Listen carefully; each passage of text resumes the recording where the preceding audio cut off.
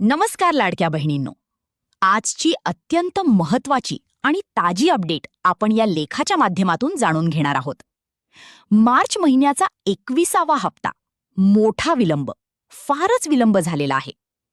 मुख्यमंत्री माझी लाडकी बहीण योजनेचा मार्च महिन्याचा 21वा हप्ता अद्यापही लाभार्थी महिलांच्या खात्यात जमा झालेला नाही.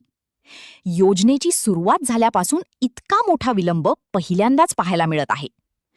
25 एप्रिल 2026 पर्यंतही GR शासन निर्णय जारी झालेला नाही. सध्या महिलांमध्ये मोठ्या प्रमाणात नाराजी आणि चिंता निर्माण झाली आहे. कारण केवळ मार्च महिनाच नव्हे तर एप्रिल महिना देखील संपत आला आहे आणि अजूनही पैसे आलेले नाहीत. त्यामुळे 2 महिन्यांचा गॅप तयार झाल्याचे स्पष्टपणे दिसत आहे. हा वाढता विलंब पुढील काळात आणखी वाढू शकतो अशी भीतीही व्यक्त केली जात आहे. त्यामुळे हप्त्याचे वितरण पूर्णपणे थांबलेले आहे. 2 महिन्यांचा गॅप, चिंता वाढली. सध्या परिस्थिती अशी आहे की मार्च महिन्याचा हप्ता प्रलंबित आहे.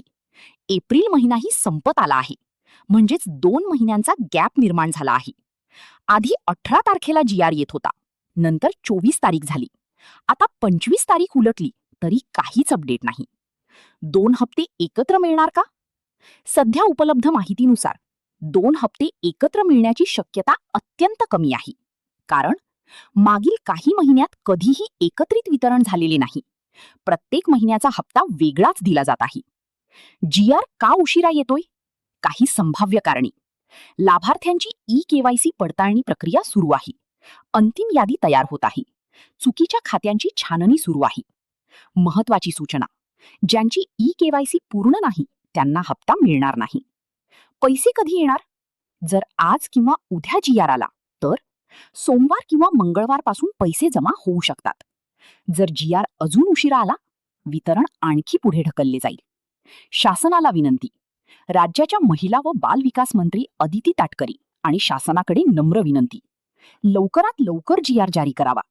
मार्च महिन्याचा हप्ता तात्काळ वितरित करावा. पुढील काळात वितरण वेळेत करावे. लाडक्या बहिणींनो, सध्या थोडा विलंब होत असला तरी लवकरच चांगली बातमी मिळण्याची शक्यता आहे. कृपया घाबरू नका आणि अधिकृत अपडेटची वाट पहा. महत्वाची सूचना: जर तुमची KYC पूर्ण आहे का ते नक्की तपासा. चुकीची माहिती असल्यास त्वरित दुरुस्ती करा. अपडेटसाठी सतत अधिकृत माहितीच पहा.